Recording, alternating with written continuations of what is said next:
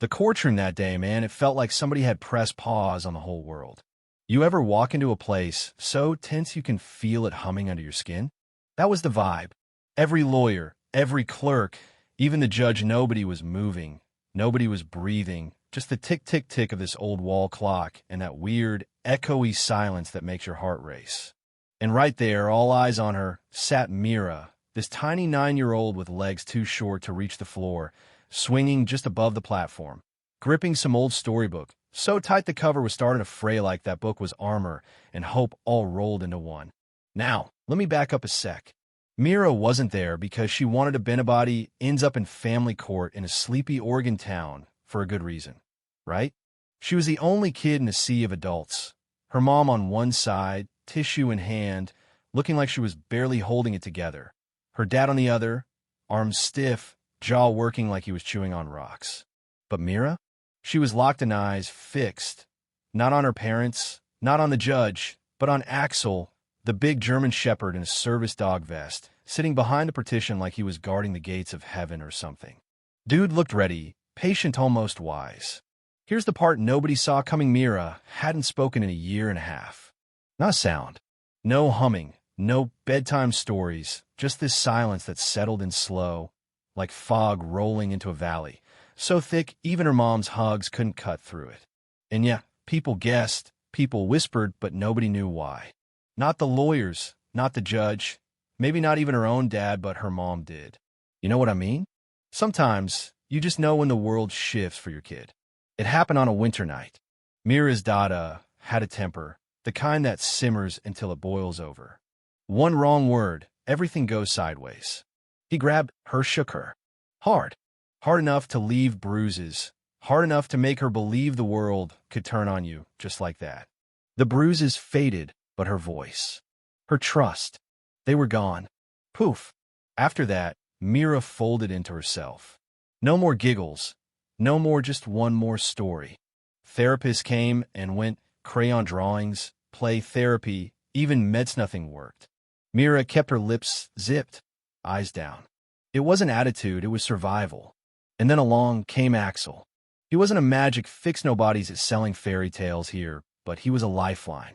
The first time they met, Mira just sat there, cross-legged, staring. Axel didn't push, didn't bark, just watched with those big, soulful eyes like he understood things words could never say. Little by little, he got closer, never forcing it, just waiting. Took weeks before Mira even touched him, months before she made any move that meant something. But here's where it gets good. She started talking well, not with words, but through Axel. Little signs practiced in therapy, gentle touches, nods. He became her bridge back to the world.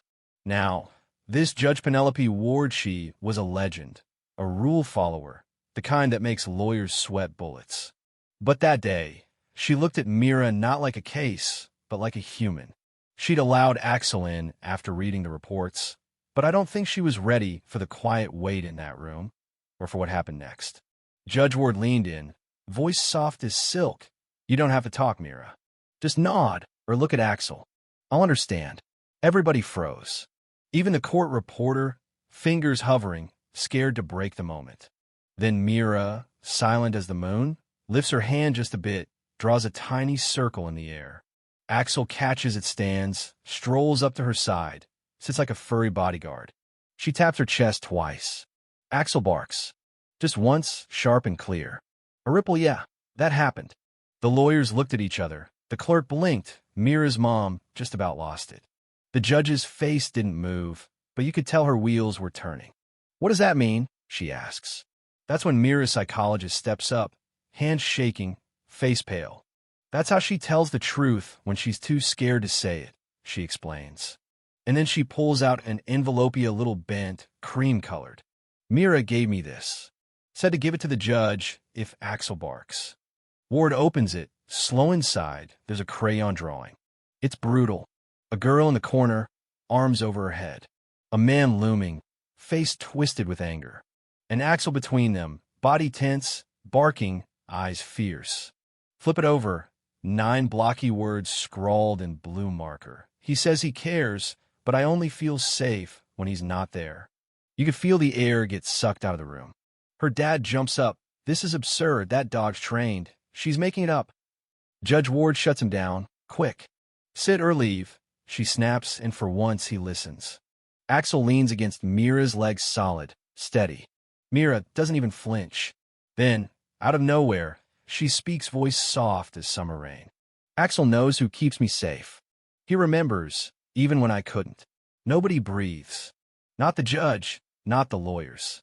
The sound of her voice, after so long, felt like a thunderclap. Judge Ward's sternness cracks.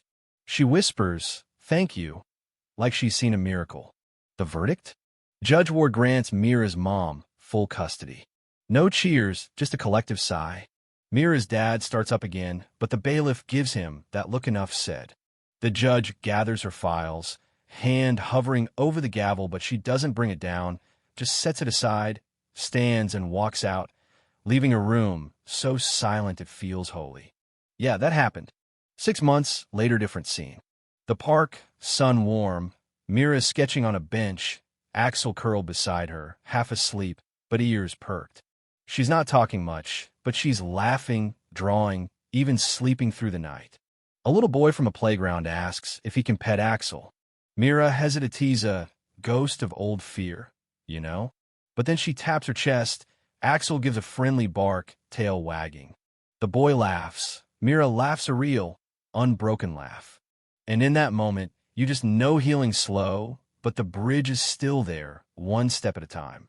So tell me, would you have believed the truth if it wasn't drawn in crayon and barked out by a dog? Or is justice something you only hear when a kid finally finds her voice? Drop your thoughts below. Who do you think really kept Mira safe? Where does real justice begin, on the record, or in the quiet space where a child finally feels seen? Let's talk about it.